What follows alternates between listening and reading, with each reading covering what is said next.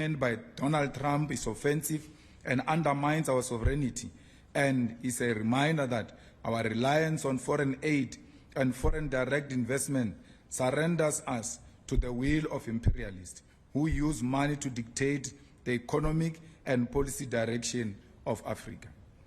We want to make it categorically clear to the President of the USA that we are going to expropriate land without compensation and pursue legislative measures to do so, and no threat will stop us. His misinterpretation of the Expropriation Act,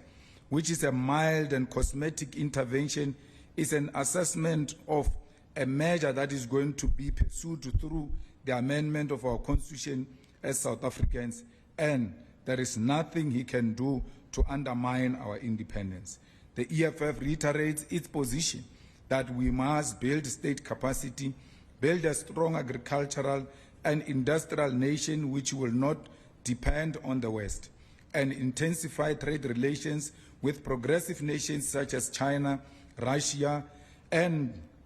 nations within BRICS who do not use foreign policy as an instrument to impose their will or bully other nations into submission.